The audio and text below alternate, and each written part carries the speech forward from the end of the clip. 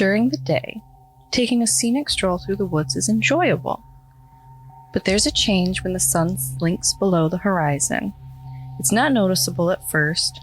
The air shifts, your chest tightens, and the shadows seem to hover.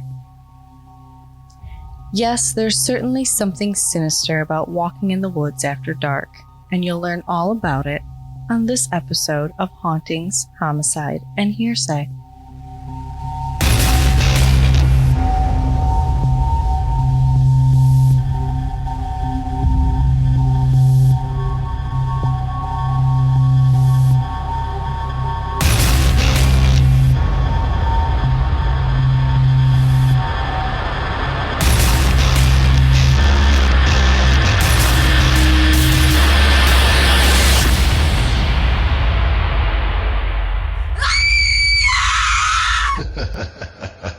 House is a prison on planet bullshit.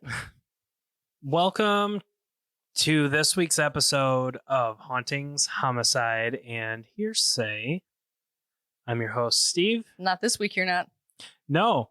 So You don't do shit this week. So this week, Ash is in charge of both episodes, both paranormal and true crime. Because simply put, I didn't have time. And Can I just stop you for a second? Why? Because my back hurts from carrying the team. Shut the fuck up.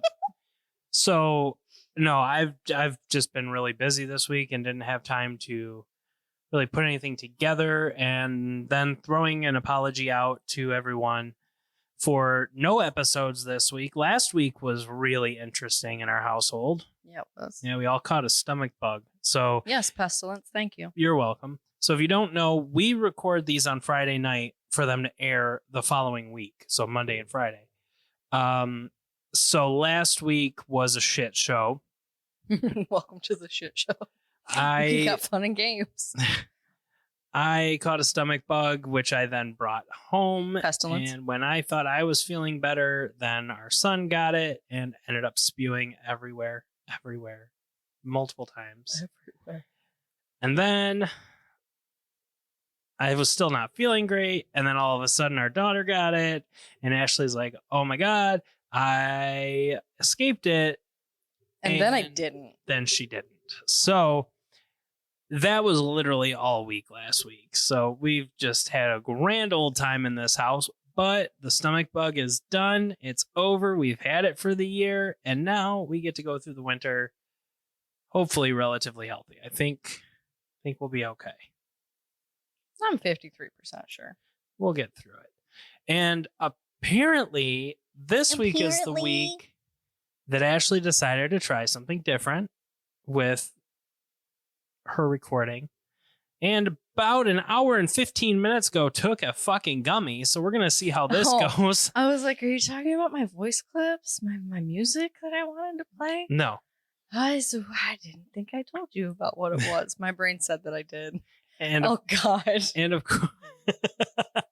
of course, as we start recording, it starts to kick in. So this will be really interesting for you guys. That was a hideous gremlin laugh. I'm so sorry.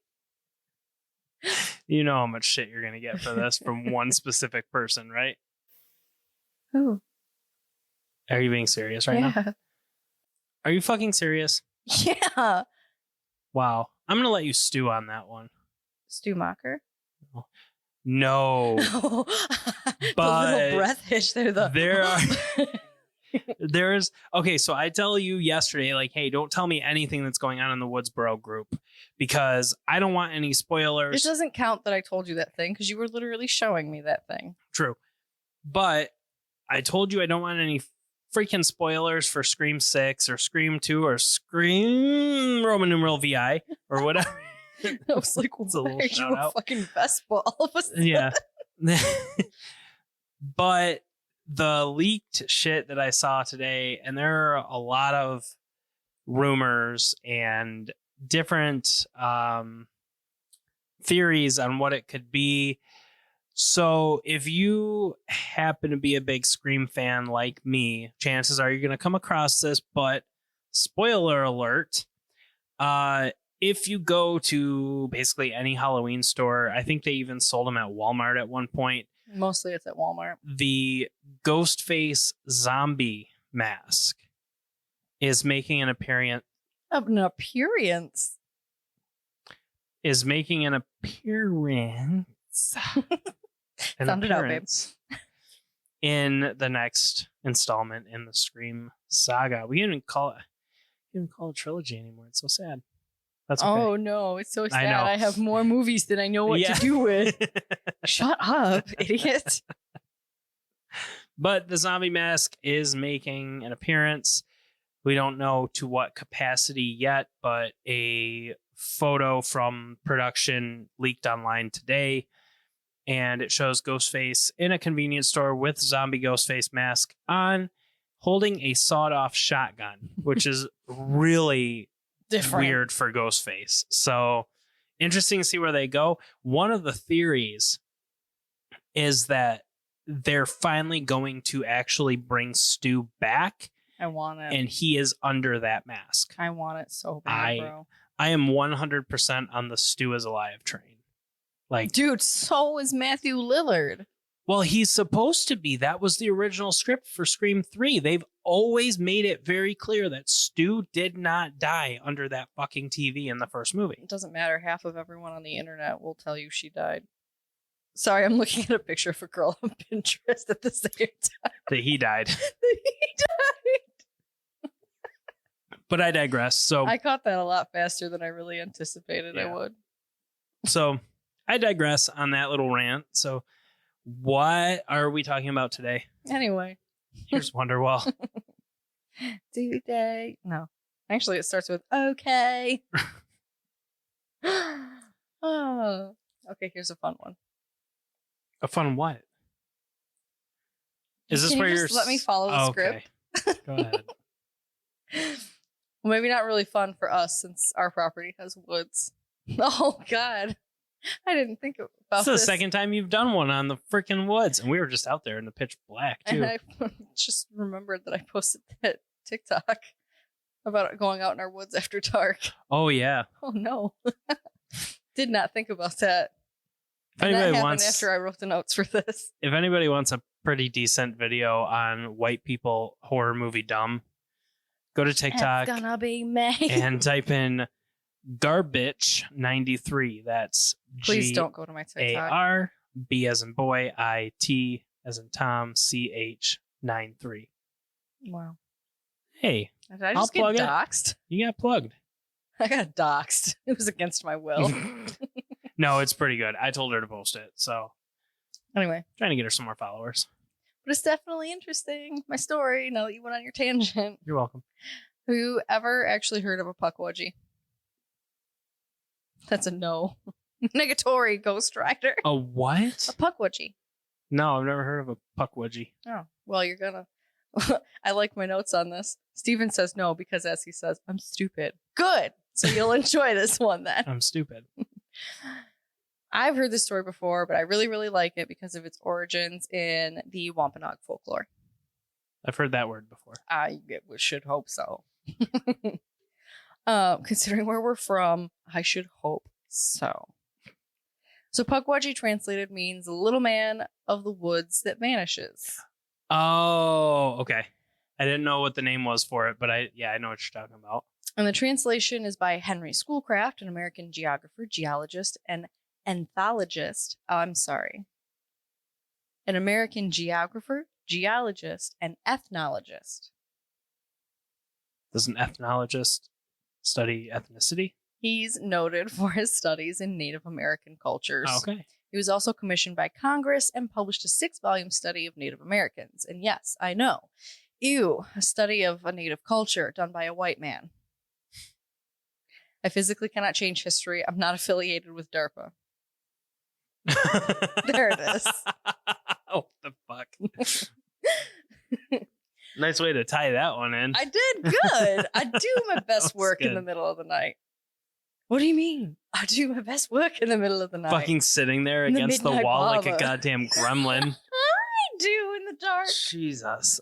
Ah. I wasn't even awake for most of it. I remember you getting out of bed, sitting on the floor, and I go, your fucking laptop will sit on your lap, right? And Yeah. you're like, yeah, it is down here. And then I pass the fuck out. That it hurts my back to sit like that against there. And then because the mattress is like memory foam, I start sinking. So then I start sliding. And before I know it, my neck is like level with the mattress. And it's like, how the fuck did I end up here? No. Okay. So enough about Henry Schoolcraft and how I sit on a bed.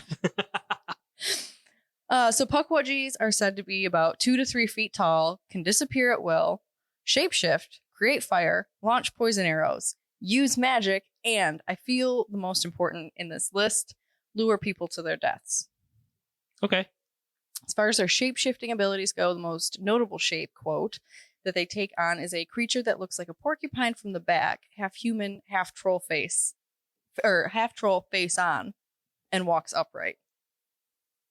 That was a lot to take in. I'm trying to picture this. Okay. I'm really good at this game. Okay, I lied. I'm not.